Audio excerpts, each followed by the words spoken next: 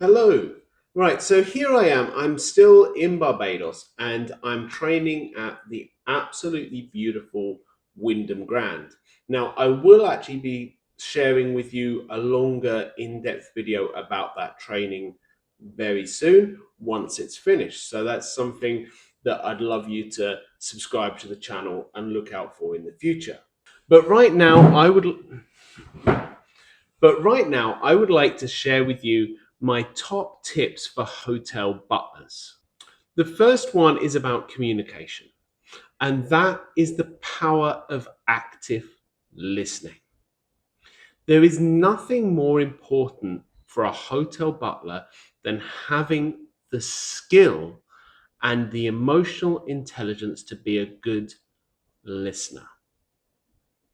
If you spend your time hearing but not listening, you will find it completely impossible to interpret the needs of your guests.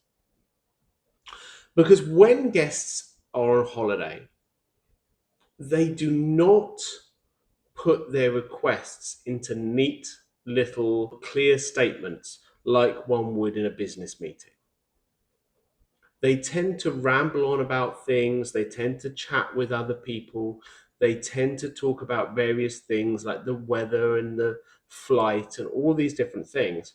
And what you have to do is you have to pick out the important points from what they say.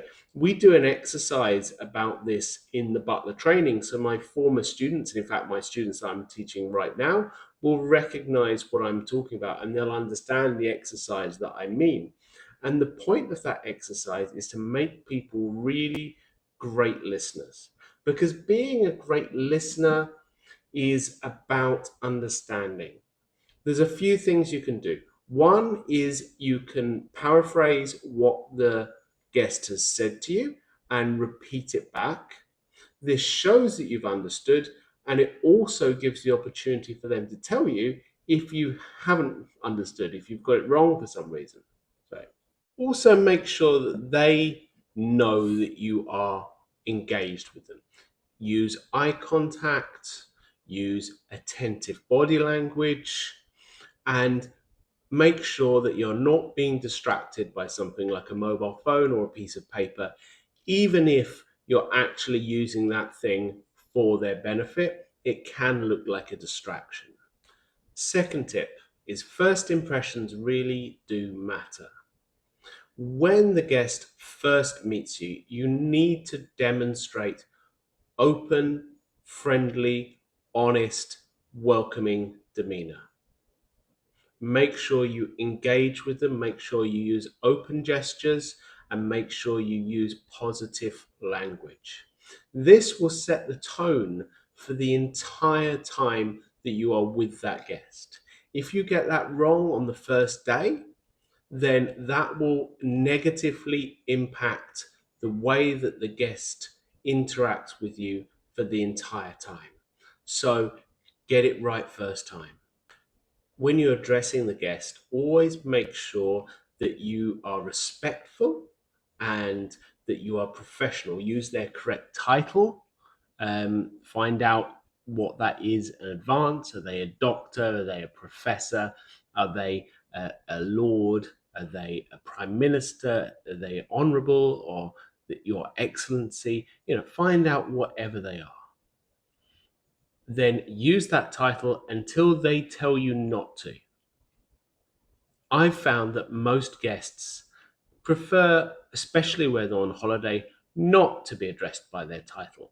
But that is, of course, their choice, not yours. So if someone's Lord Wyndham, don't greet them as John the first time you see them. Obviously, if they tell you to refer to them as John, then that's quite right and proper to do so. Although between you and me, I kind of like to continue to call them Lord Wyndham or my Lord, but I'm just a bit old fashioned sometimes.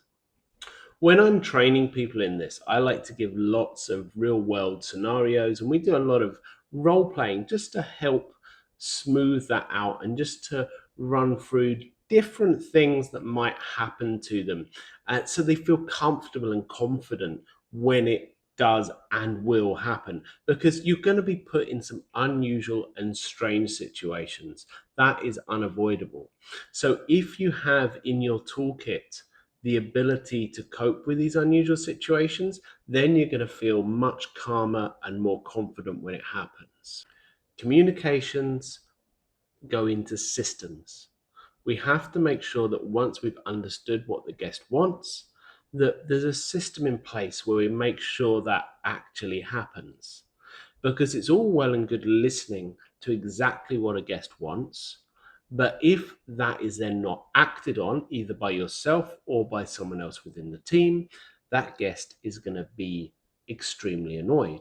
It's going to be even worse, in fact, than you not listening to them in the first place. So you need to take responsibility for that thing that the guest has asked for.